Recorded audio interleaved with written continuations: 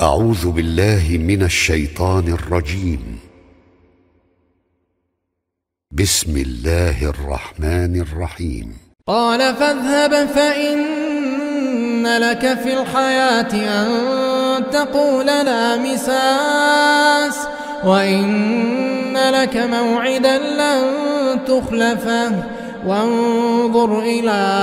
إلهك الذي ظلت عليه عاكفا لنحرقنه ثم لننسفنه في اليم نسفا إنما إلهكم الله الذي لا إله إلا هو وسع كل شيء علما كذلك نقص عليك من أنباء ما قد سبق وقد آتيناك من لدنا ذكرا من أعرض عنه فإنه يحمل يوم القيامة وزرا خالدين فيه وساء لهم يوم القيامة حملا يوم ينفخ في الصور ونحشر المجرمين يومئذ زرقا يتخافتون بينهم إن لبثتم إلا عشرا نحن أعلم بما يقولون إذ يقول أمثلهم طريقة إن لبثتم إلا يوما ويسألونك عن الجبال فقل ينسفها ربي نسفا فيذرها قاعا صفصفا لا ترى فيها عوجا ولا أمتا يومئذ يتبعون الداعي لا عوج له وخشعت الأصوات للرحمن فلا تسمع إلا همسا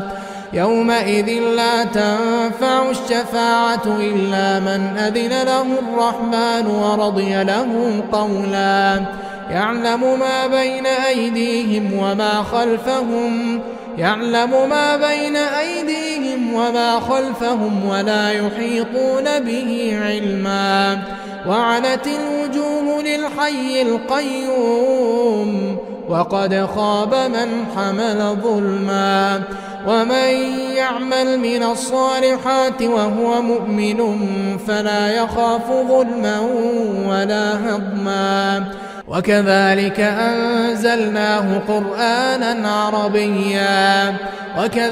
أنزلناه قرآنا عربيا وصرفنا فيه من الوعيد لعلهم يتقون أو يحدث لهم ذكرا فتعالى الله الملك الحق ولا تعجل بالقرآن من قبل أن يقضى إليك وحيه وقل رب زدني علما ولقد عهدنا إلى آدم من قبل فنسي ولم نجد له عزما وإذ قلنا للملائكة اسجدوا لآدم فسجدوا إلا إبليس أبى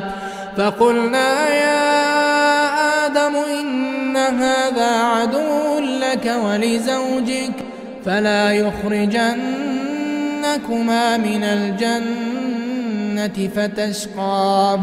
إن لك ألا تجوع فيها ولا تعرى وأنك لا تظمأ فيها ولا تضحى فوسوس إليه الشيطان قال يا آدم هل أدلك على شجرة الخلد وملك لا يبلى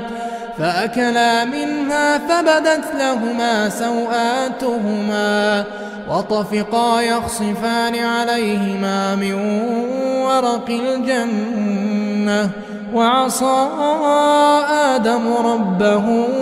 فغوى ثم اجتباه ربه فتاب عليه وهدى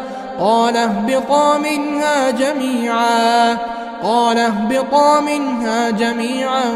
بعضكم لبعض عدو فإما يأتينكم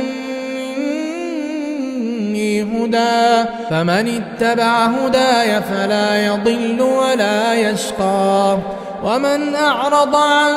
ذكري فإن له معيشة ضنكا ونحشره يوم القيامة أعمى قال رب لم حشرتني أعمى وقد كنت بصيرا قال كذلك أتتك آياتنا فنسيتها وكذلك اليوم تنسى وكذلك نجزي من أسرف ولم يؤمن بآيات ربه ولعذاب الآخرة أشد وأبقى أفلم يهد لهم كم أهلكنا قبلهم من القرون يمشون في مساكنهم إن في ذلك لآيات لأولي النهى ولولا كلمة سبقت من ربك لكان لزاما وأجل مسمى فاصبر على ما يقولون وسبح بحمد ربك قبل طلوع الشمس وقبل غروبها ومن آناء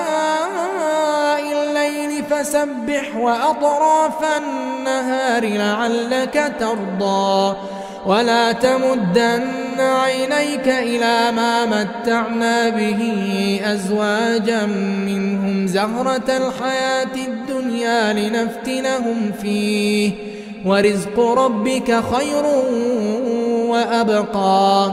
وأمر أهلك بالصلاة واصطبر عليها لا نسألك رزقا نحن نرزقك والعاقبة للتقوى وقالوا لولا يأتينا بآية من ربه أولم تأتهم بينة ما في الصحف الأولى ولو أنا أهلكناهم بعذاب من قبله لقالوا ربنا لولا أرسلت إلينا رسولا فنتبع آياتك من قبل أن نذل ونخزى قل كل متربص فتربصوا فستعلمون من أصحاب الصراط السوي ومن اهتدى.